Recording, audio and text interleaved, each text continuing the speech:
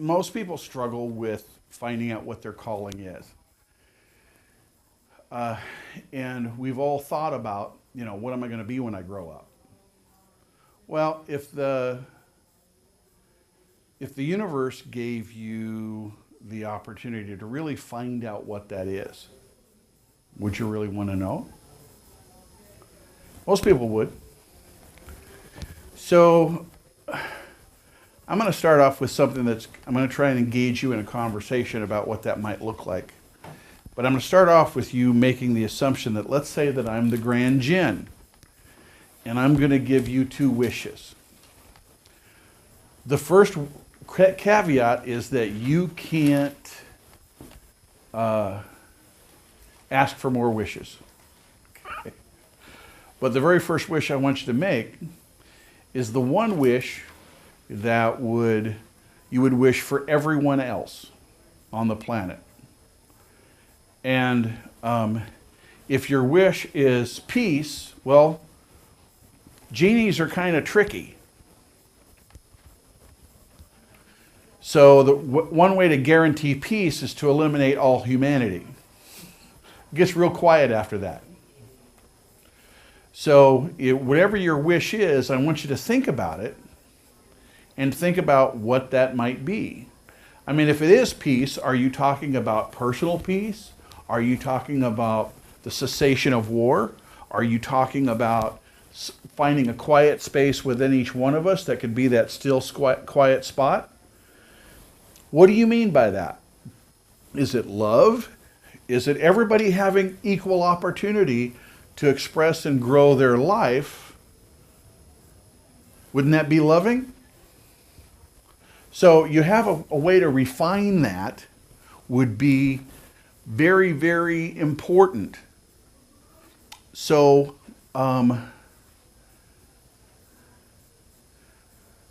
we have an answer yet? Well, it's something along the lines, I wish all people could find, one thing,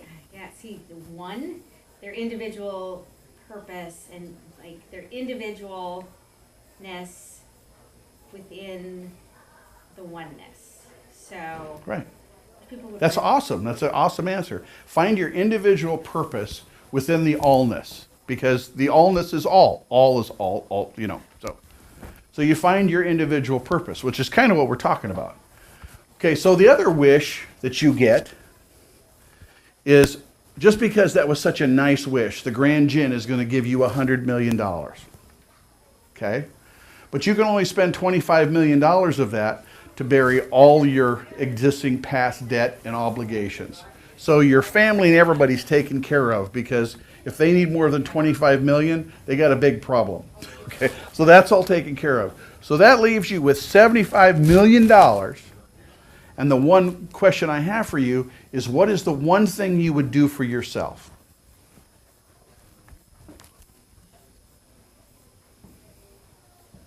Come on in. The one thing that you would do for yourself if you had $75 million to do it. Now, I had one young man say that he'd get himself an island with hot and cold running women. Okay. So, I had one person tell me that they would get a collection of exotic cars. I had one lady told me that she would build a retirement villa. There's no wrong answer. Yeah, so I would build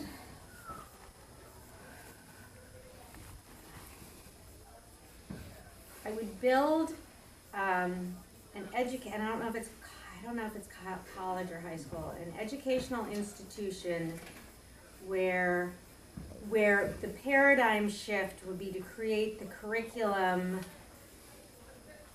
for students to find their individual purpose and connection to wholeness. So. Okay.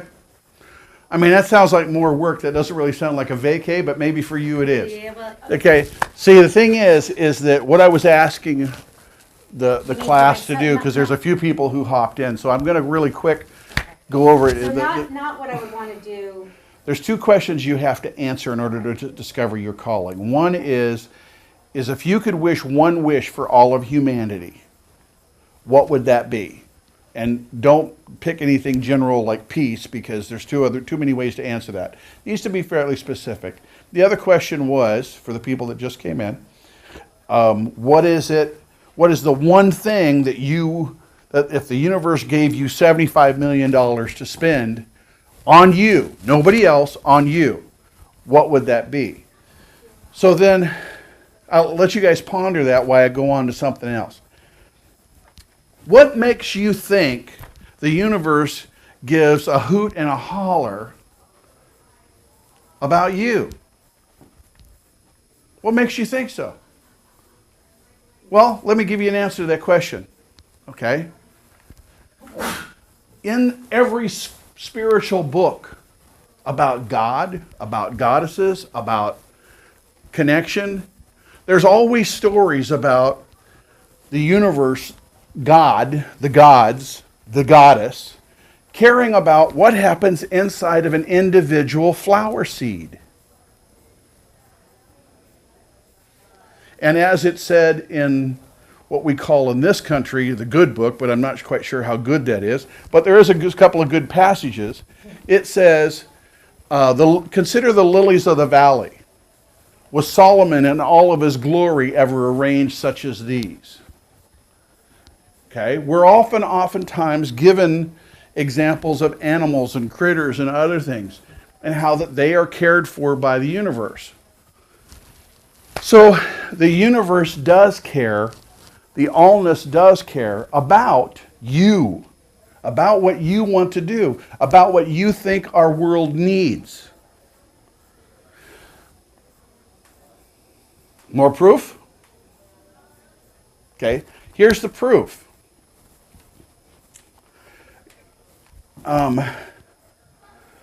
We are all made of exactly the same stuff.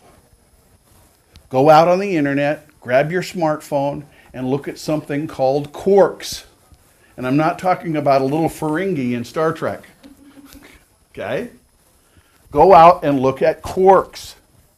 Because that camera, this shirt, this half-crazy Apache, and all of you were all made out of the same stuff. So if the creator's paintbrush is all quarks, right? Who doesn't care about what they make? And I'm not talking about a little boy making a mess. I'm talking about when something creates a masterpiece, which is what each of you are. Because no computer to date can do what this does. Okay? No circulatory system in any big city can keep up with what goes on here. So I'm going to call this all a masterpiece. So all of us are this masterpiece. So let me give you the answer to what's your calling. When I asked you, what was the one thing you would wish for all of humanity? Guess what you're supposed to be doing? Working on that. And I hope that that scares the bejesus out of you. I hope it does, because if it doesn't, it ain't big enough. Okay?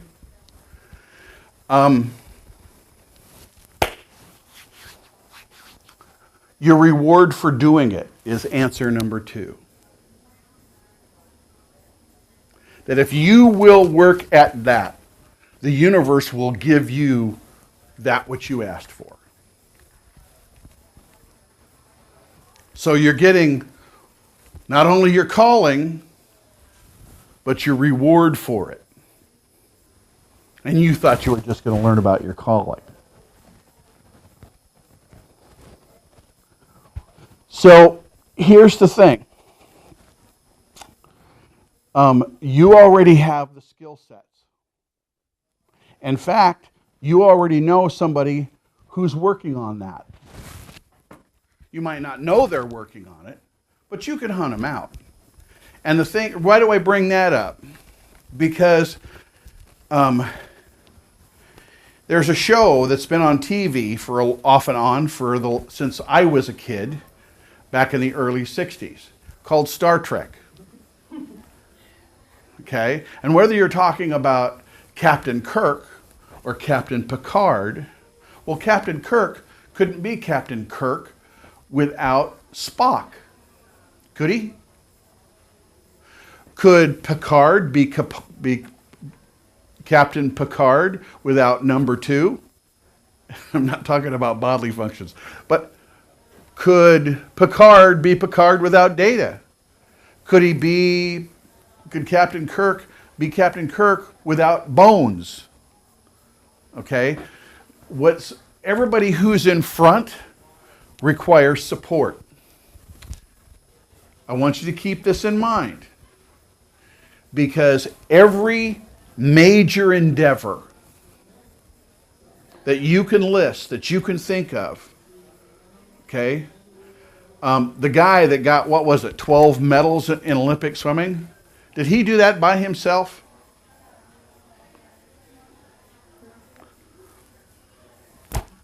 Tiger Woods still has a coach, the golfer.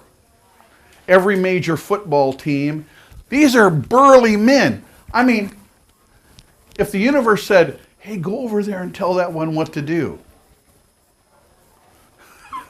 I'd need a miracle, because those are some big boys.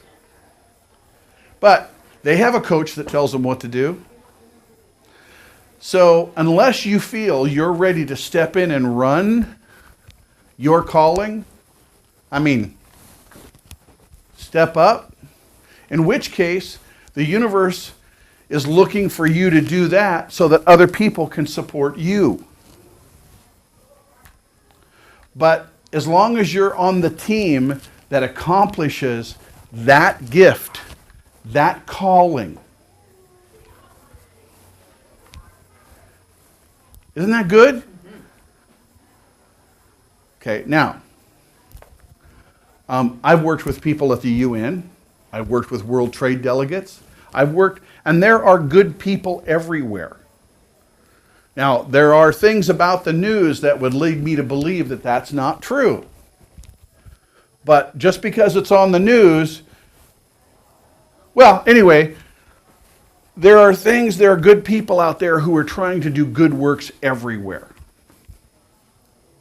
Okay? Everywhere I travel around the world, there isn't a single continent, country, county, or city that I've been anywhere in the world that I didn't run into people who cared about their kids. Okay? Cared about the connection to whatever they called God. Cared about their community. And so these are all things that we share in common as being the tribe that inhabits this planet, which I refer to as the Terran tribe. So, if you act on what you feel all of humanity needs, you're going to run into people who want to do that too. And probably run into people who want to specifically do what you think needs to be done. If you get stuck and can't find those people, now, I'm going to ask you some questions when you call me. Like, did you get off the couch? Did you go outside? But if you can't find those people after effort, call me, because your vision is important. Getting it done is important. I can be reached on my website, which is timlharris.com. I can be reached at our store, which is Shaman's Dream Gifts in Portsmouth, New Hampshire. I can be reached on multiple other websites and Facebook and MySpace. And, well, maybe not MySpace. I haven't been on there for a long time. But Twitter and a bunch of other places. So I'm not hard to find.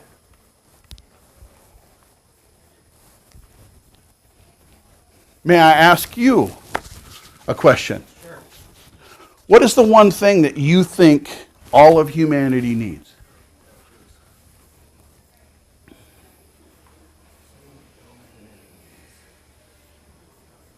No idea. Okay. Good health. Oh. Absolutely. Because I have heard it said, without your health, you ain't got nothing else. Okay? So good health. So what I have discovered in traveling around the world is that many people have a different definition of what good is. And they also have a different definition of what health is. Okay? Okay? So I'm going to put the auspice back on you a little bit to define that. But I mean, if you're talking about just walking around good health, okay? Mind Then and we're- body balanced and healthy would be my ultimate wish for everyone. Who wouldn't? Who wouldn't want to give somebody the ability to not only feel healthy in their body, but in their mind? Well, okay. You asked for the ultimate wish for humanity. Okay. Well, that would be that'd be awesome, but so okay. So how would you chunk that out? Well, A whole lot of healers. all right. So one of the things that you can do is to work with organizations like the ones that's putting on this event. Okay, to do an outreach to young people to develop them into being healers. I'm not saying you need to do that, but I'm just throwing that out as an idea. What do you think all of humanity needs? I have no idea. I would say common sense. Didn't Mark Twain say that sense is anything but common? Okay. Could have used that back in November. But that's a whole other subject that we're not going to get into.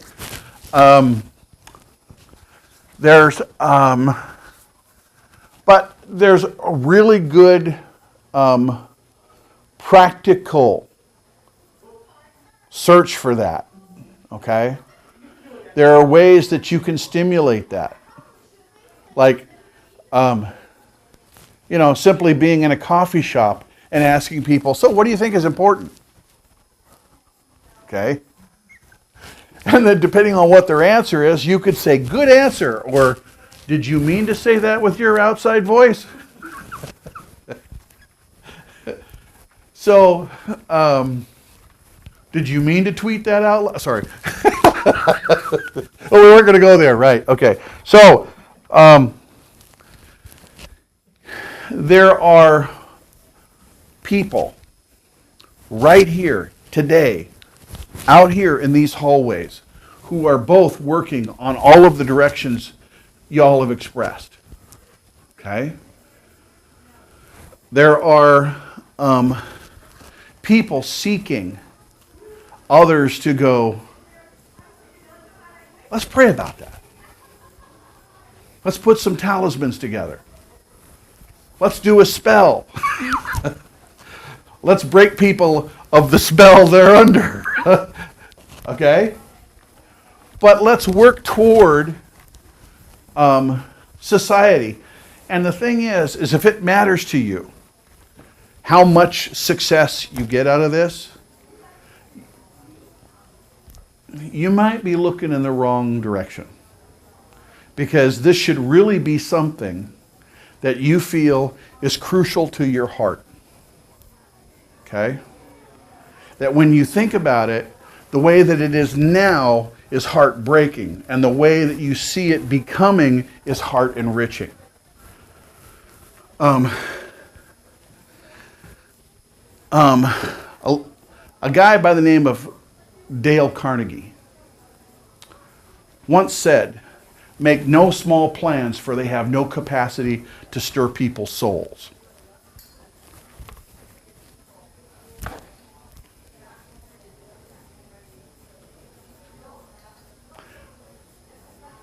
Right here, there are people that I have met just today that are working on, who have talked to me about common sense. Okay? And boy, do we sure need some of that. Okay? About teaching people to be healthier. Okay? About people wanting to build educational platforms, online and offline, that get people to not only know math, but be able to quantify their ideas.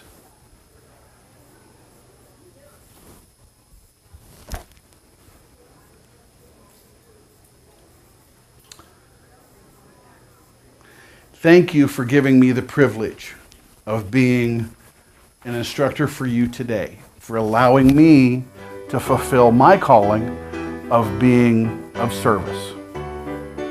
Thank you.